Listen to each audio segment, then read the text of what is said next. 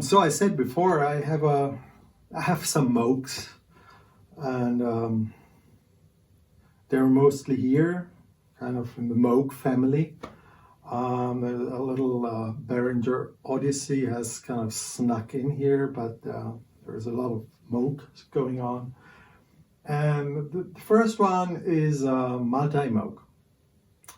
It's 42 years old now, and I just recently had to redo a lot of the electronics and had to do a lot of tuning again and calibration. But it's a super versatile synth. I mean, basically it's a micro Moog with an added oscillator.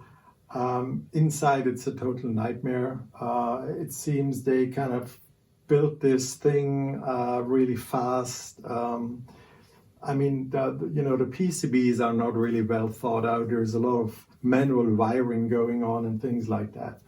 And it's a great synth. I mean, it sounds absolutely amazing, and it has aftertouch, and it's still one of the best aftertouches I've ever played. It's super, super sensitive. You can play very nuanced. It has two oscillators, as said. It has a modulation, which comes from the micro Moog. It's a micro Moog board in here. This stuff here is then the added oscillator and the touch sensitive system. And otherwise, it's a really basic synth.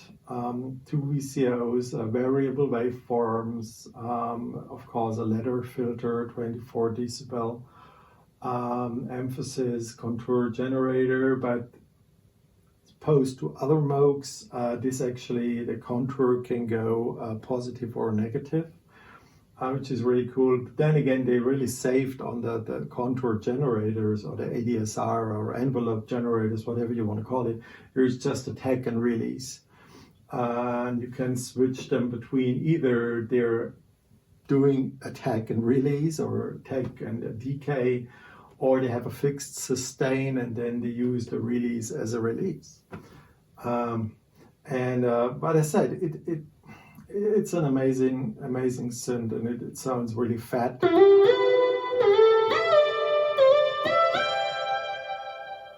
And you can hear the vibrato coming from the touch.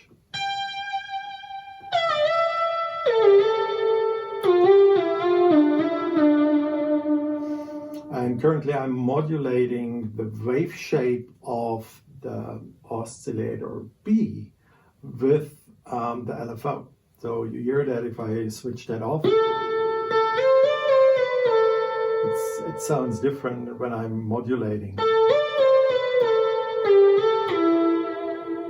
It's giving it a fatter sound. So then down here I have a Rogue, a Moog Rogue. This is also completely redone, the electronics, newly calibrated. And I used this for these really mean kind of solo sounds.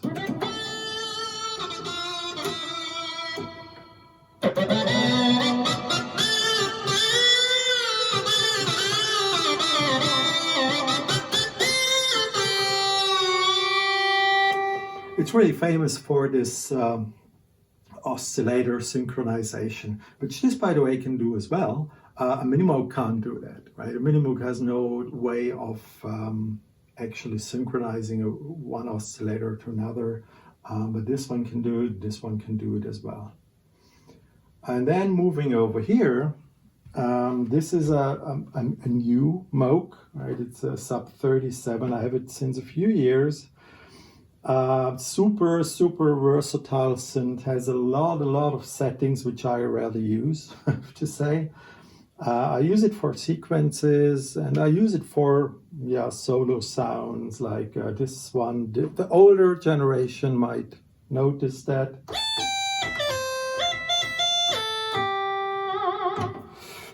These kinds of things. So it's also a really cool synth. And then up here, I have, again, a Behringer Odyssey. I always wanted to have an Odyssey because I didn't quite get the concept behind ARP synthesizers, because from a layout and from the way you're shaping the sound, they are so different from let's say the classical mini Moog style. There is way more you can do in terms of modulation. There is way more in terms of filter and other things you can do. It's super versatile machine, and again, I didn't want to shell out thousands and thousands of euros for it, so I decided to get the Behringer Odyssey just to get a feel on how these machines work, and I have to say I'm still learning. The cool thing is that these machines also have a built-in Clark Technic effects processor. Actually, it's the double effects. I have reverb and delay here currently. And I use this a lot for sequences like this one.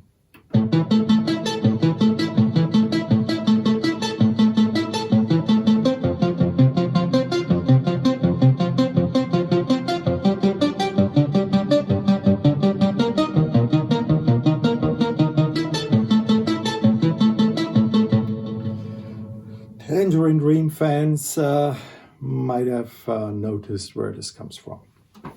All right, so let's move down a bit in the rack.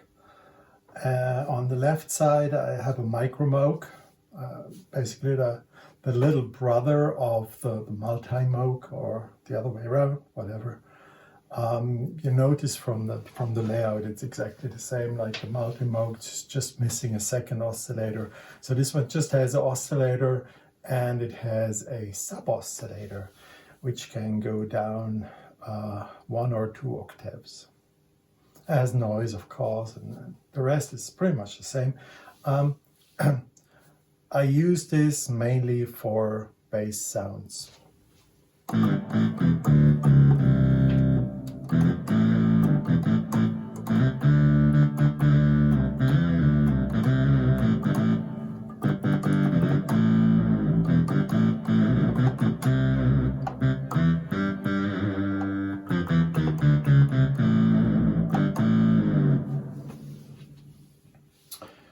Then over here, again, this is a Behringer VC340 vocoder. So obviously it's a clone of the famous Roland vocoder, and it can do strings, it can do human voices, and of course it can do a vocoder.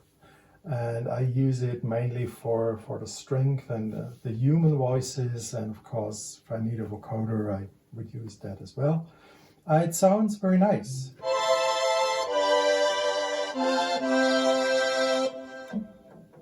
Here you have the vocoder at the moment, but you can also have male voice.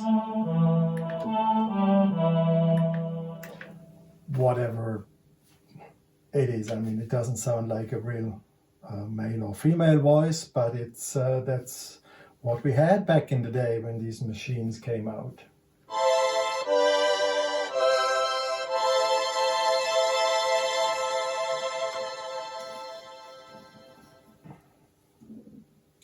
And this is like the vocoder sounds, and this is like the vocoder sounds, and this is like the vocoder sounds. It has an ensemble effect, and it can be used with or without the ensemble effect. So here you have it. That's the Behringer VC340 string machine and vocoder. And then let's move even lower to the Moog Taurus bass synthesizer. So here you have it, the famous Moog Taurus bass synthesizer. Made famous by, for example, Genesis. They used it in a lot of their pieces. and it's a blasting deep bass, really, which you almost can't get in that kind of quality from any other synthesizer.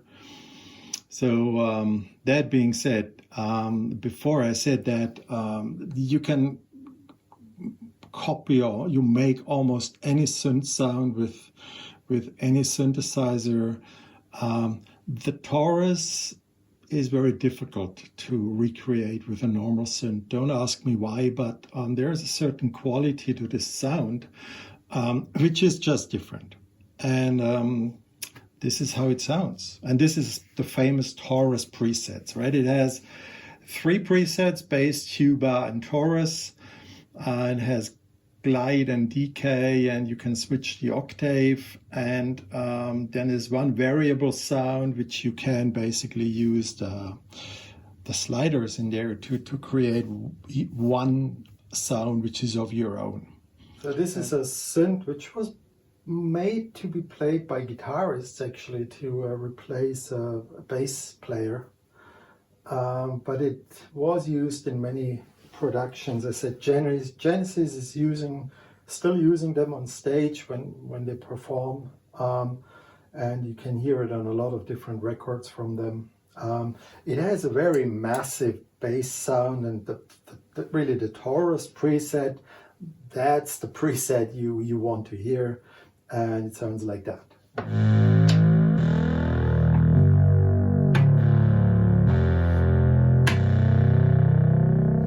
Add some glide.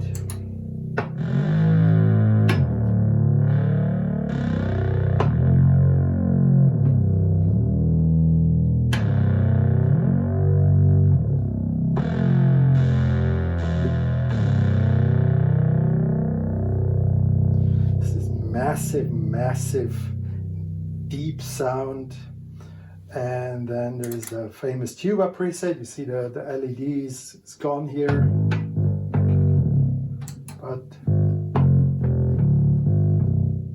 And the bass sound.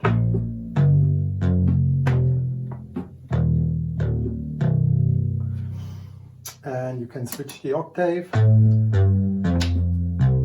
It's 1 octave higher. And what you also can do, you have the variable sound.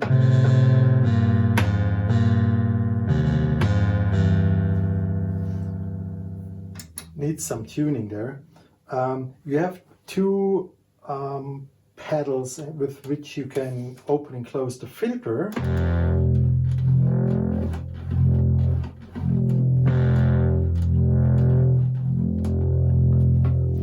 And change the loudness or the volume of the machine.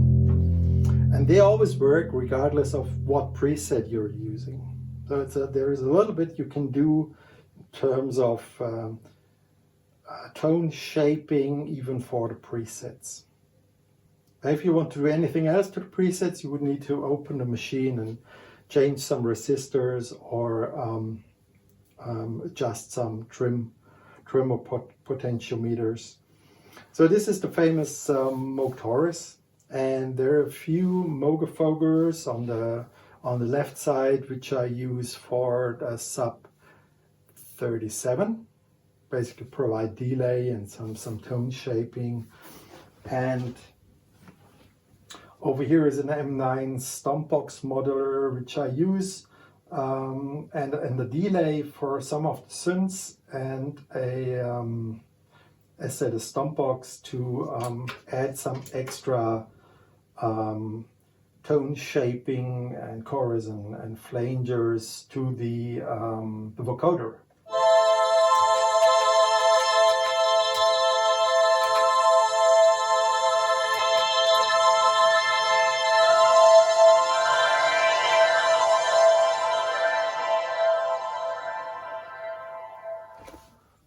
So that's it for the Moog section. Let's call it that way.